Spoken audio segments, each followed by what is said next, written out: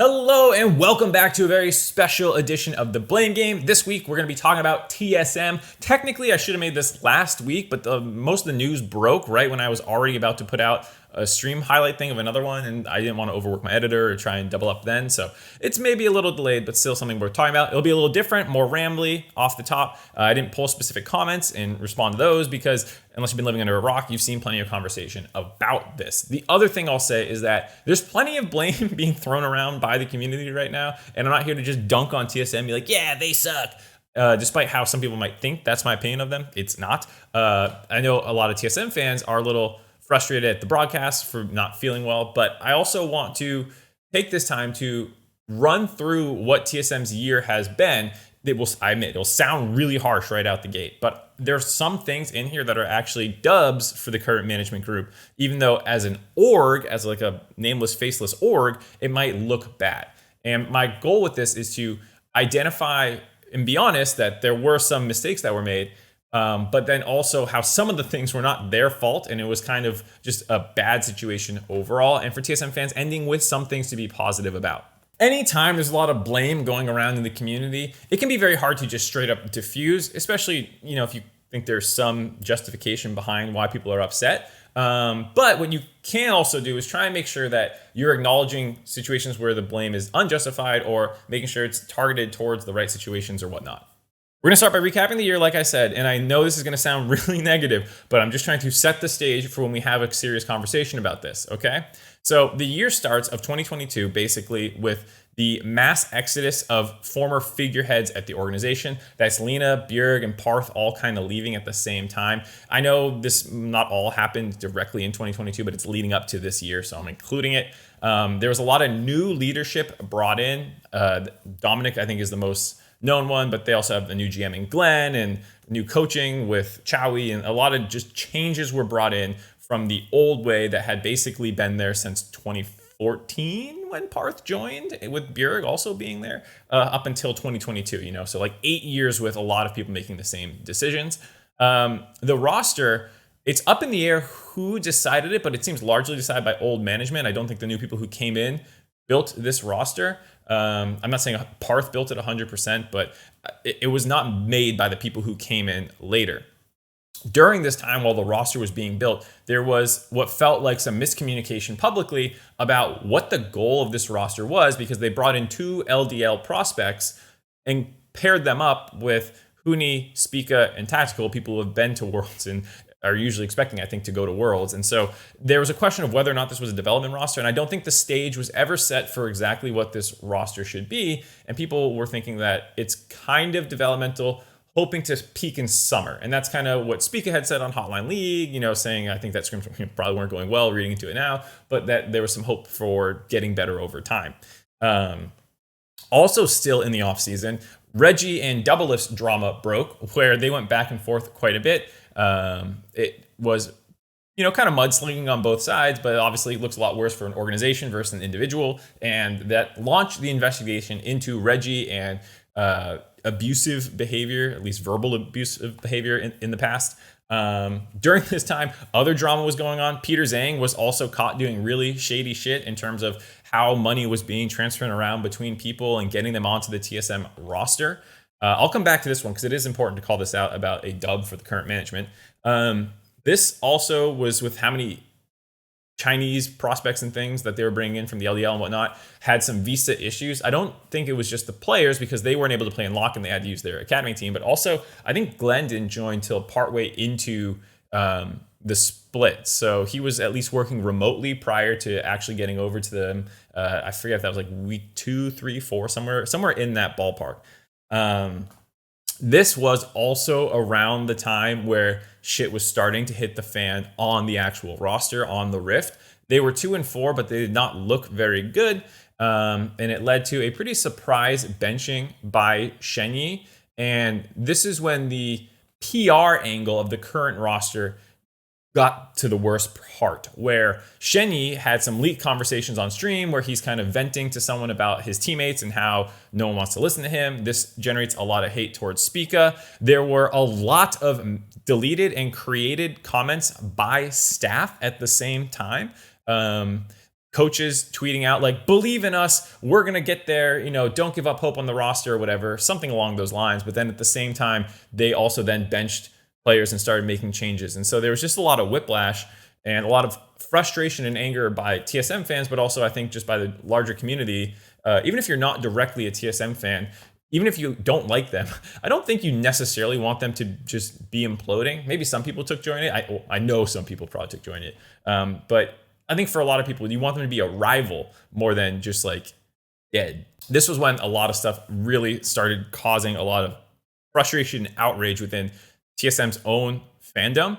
And this led to rampant speculation with the Shenyi leaked convo. Some of these comments coming out, there was not very much communication by the org at this point, and fans grabbed onto anything they could. And the TSM fandom went hard on Spica, to the point that eventually Spica had to speak out for himself and defend himself because there was no communication coming from anywhere else. And he was talking about how he just wants to jungle. And so Spica is very clearly frustrated with the situation.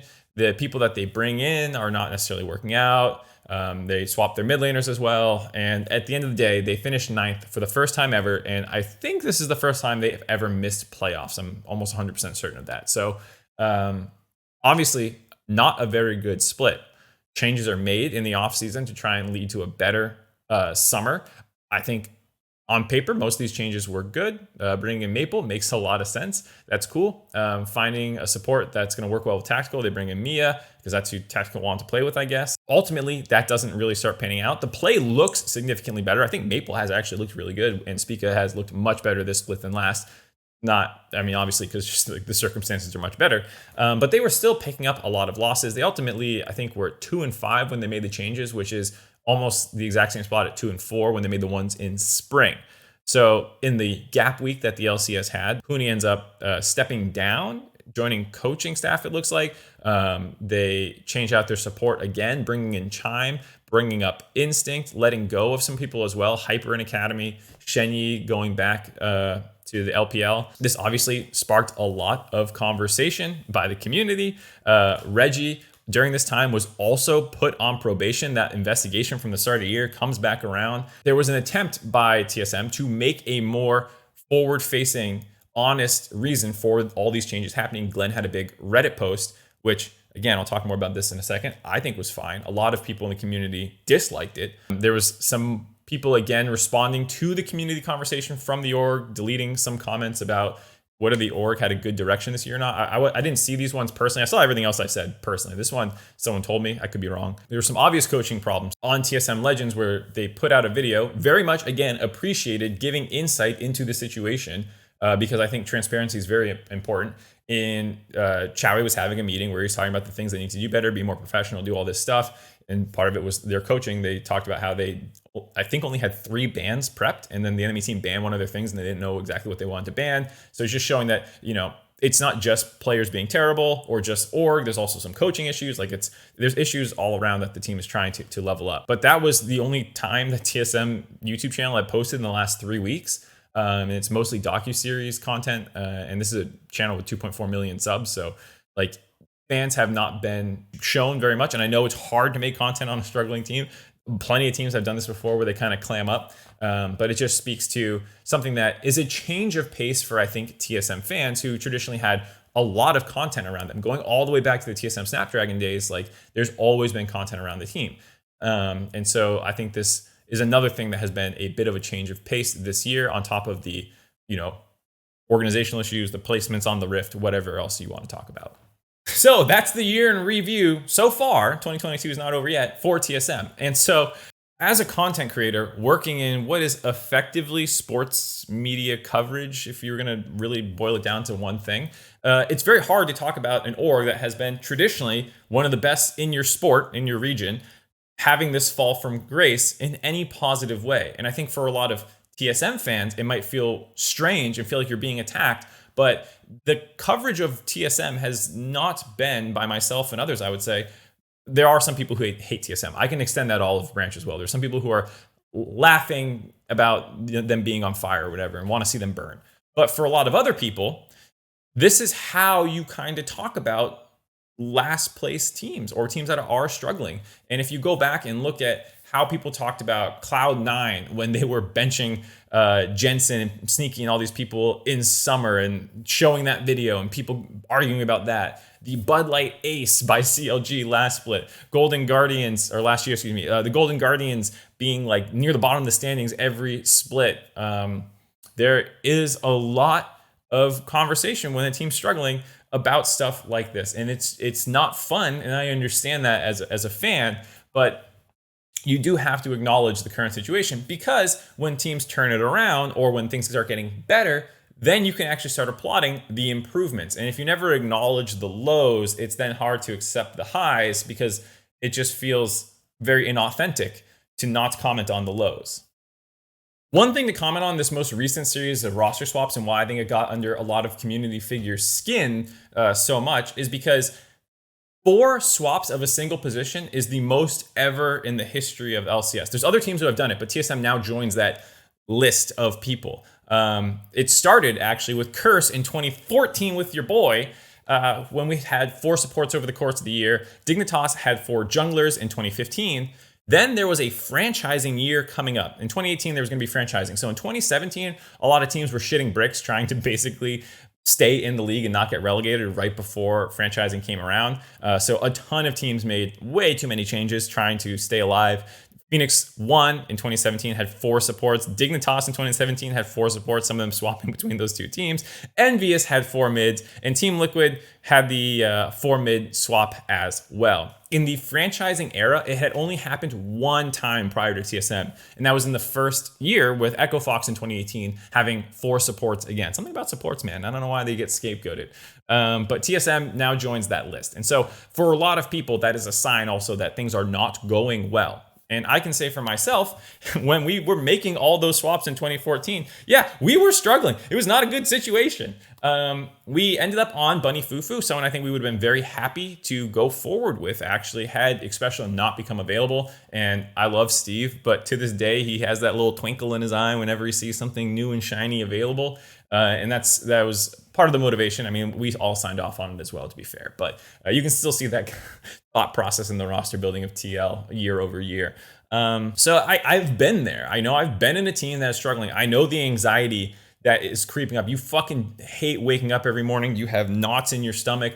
A lot of our players were throwing up before games, or we weren't eating well, a lot of us. It was not fun. And so trust me, I can actually probably relate to a lot of the feelings going on right now. But at the same time, when you're in these positions, the people outside your org are going to comment on it, and it's not going to be favorable because things are not going well. Being the blame game, we should talk a little bit about who's at fault and whatnot. And I think a lot of the problems from the current year, you would not say are the actual current management group's fault, though they're the ones who are having to try and navigate it. This roster that was put together maybe could have worked in some world, but it would require a pretty experienced staff to pull off bringing in young Chinese prospects for the first time ever. Basically, that is a tough sell. It's not like you just got a bunch of players who have played in North America before, who know the language, have largely culturally fit in so far, at least. This was a huge thing to just get dumped on your lap, as well as the fact that one of the linchpins of this strategy, being Peter Zhang, was chased back to China, basically, by this current management group. They were the ones, as I understand it, who uncovered the drama, if you will, about that, and fix the mistake that had existed for years, it seems like, in the previous management group's operation. And so that's actually a dub for the current management group, even if for the org, it looks like an L. There's very hard differentiation for people, for fans at least, to be like, someone who works at the org did something bad, but it was actually the org who found it and fixed it. From the start of the year, you were handed something you didn't build yourself, something that is a very hard project to pull off. You had resources cut out, and some of the other resources like Glenn, who you were hoping to help, were not able to be in person at the time. And so there's very high likelihood that no matter who was in charge of this project, it would have gone to shit. And I will say, this is why I didn't want to say anything negative about players over the course of the year. And one of the things I said was I don't really judge players when the org is going through so much tumultuous time. It's very hard to get an accurate read of if they're good or not. I think based off the conversation around Shenyi towards the end, which again, I'll talk on in a second, it's quite negative. It sounds like he was not a good teammate to a lot of them, but he also was a young kid going into what is admittedly a very strange situation. I'm sure both sides had their share of fault. That's one of the reasons I defended the post by Glenn from the TSM subreddit on the dive, when I was saying that I didn't mind the fact that they kind of spilled a little bit of dirty laundry saying that Shenyi had become a liability for the academy team. I said I didn't fault Shenyi for being a young kid brought over, told he's going to be started in this roster. Obviously, things are not going well. I don't think he acted appropriately. I'm sure of it. And maybe he's like LDL Dardoch or something. But he obviously lost motivation and at that point was not contributing positively to the academy system. Like I said at the very start of this video, anytime there's a lot of blame going around, it can be very hard to straight up diffuse it. And sometimes I think it can be important to prioritize the people still under your organization. Instinct is someone who people did not hold in high regard as a laner in bot lane and had pretty low stock in community perception. But he was also playing with Shenyi, who, if you can believe what they're saying, was a liability. It's hard to get an accurate read on a player from the outside looking into this situation if you don't come forward and tell a little bit about what's going on inside behind the scenes. So I don't blame them for doing that to protect the current players under the organization. There is good justification for it. And I, in particular, want more of this clarification. I've been pushing for it all year, and I don't like the hand wringing about it, because the point that I made on the dive as well is that everyone always bounces back from these situations. Like, I'm sure Shenyi will be on a team next year. I have 100% confidence in that. Players will still go to TSM to play. Okay, there's this concern that, oh, it's going to damage players wanting to go work at your org. That's kind of true, potentially, but at least you can say we have our current players back, the ones who are actually acting in what we find to be a professional manner. We're going to have their back. You have that in your back pocket as well, as opposed to saying, okay, we're just going to let people speculate that, you know, Instinct was terrible or something. It was something that they should have done earlier for Spica, and I think they learned their lesson in spring, did the right thing in summer, and now people are still criticizing them for it. I have no problem with it. Shenyi will be fine. He'll be able to tell orgs in LPL and LDL his side of the story. I think people will understand. I think, you know, the same way I was saying, I understand how you can lose motivation in a situation like this. My point with all of this is that, at least to me, there are lessons from spring being learned and implemented in summer thus far. The elephant in the room is the Regi drama, which, again, you say, this org is making mistakes, but it's not a lot of the fault of the people who just joined the org or have anything to do about it. A lot of the stuff was things over the years from Regi, and not something that they would have had any control over, if they even have any control over him at all. I will say that my opinion on the Riot ruling was that it was largely fair. I think it's always a little comical when you see the fine numbers for people in situations like this and knowing how much money they probably make. And I get that. It's also hard when rules are written years ago and you have precedents, and you have to update them at some point. Is this the time where you hit them hard? Do we even care about the financial incentives? Honestly, no. I think the probation is the bigger thing, and honestly, the part that is the more important punishment, the bigger slap on the wrist, is saying that he has to start behaving better, and hopefully what will lead to positive change within the organizations. I think there's also some people who saw what happened with the Echo Fox situation, where there was some racist remarks, which, by the way, Regi, no one has said anything like that about him. So one, it's already a leap to compare it to the Echo Fox situation. But apparently, according to Richard Lewis, who had some good reporting on the situation, he clarified that the Echo Fox racism remarks helped motivate the decision that was made, but the actual ruling was based off the fact of how that guy even got ownership, being a buyback of the property that he was loaning people to, or the company that he was loaning to. So like basically Echo Fox borrowed money from this guy, and since they couldn't pay it back in a certain time, he just got the thing, which was Echo Fox. That was actually the way that they lost that org, was because you have to have sales approved by Riot, and that wasn't a Riot approved sale, and so that they could use that technicality to oust what seemed like not great management.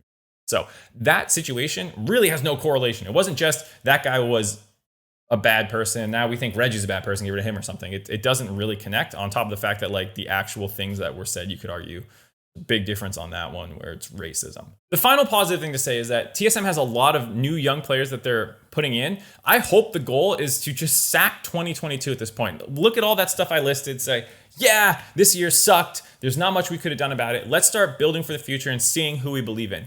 Soul, at least on camera, seems like a stud. I don't know how he's doing in scrims or whatnot, but I hope that he's able to continue to improve with Coach Hooney helping him out. Instinct and Chime looked much better this weekend. I think Instinct opened a lot of people's eyes, not just the pentakill, but like the laning and stuff was better. And I think giving these players time on the LCS stage to just have no pressure, wipe the slate clean in the sense that we're not asking you to go out there and win right now. We just want to see you guys improving steadily. And that's why I said on the broadcast, I wanted internal metrics that they're using to have their own thing that's not related to just what's happening on the Rift on Sunday in front of the crowd. So that's going to do it for this episode of The Blame Game. Thank you all for watching. I appreciate you. I'm sorry this one came out a little bit late. I was planning on doing something else and then I didn't. And it's just been a fucking nightmare of a week. I apologize. But I'm excited to get back into it on Saturday.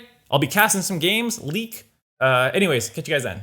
You know, sometimes when it's your job to do something and you can't figure out how to do it because you filmed so many outros over the years, and now you're just awkwardly at the end of somebody's YouTube video and they're sitting there being like, is this really happening? Is he just saying he doesn't know what outro to do? Well, if you're like that, then you might want to consider getting an Alienware computer. Because if I had one in front of me right now, maybe I'd have like a script that I've written on it that would be something I could refer to instead of this weird ad-lib thing that I'm doing right now. No, honestly, Alienware's got great stuff. We've been using everything that they create for years. For TGI, I can actually officially say that now because it's just been like literal years. There's 2 years that just now where I wasn't even out here and we were using their stuff to do remote interviews and it was awesome. They allow us to create wonderful 4K videos like this one, and I really appreciate their support. So if you appreciate my videos, understand that we couldn't do it without them. So go check them out. There's a link in the description below.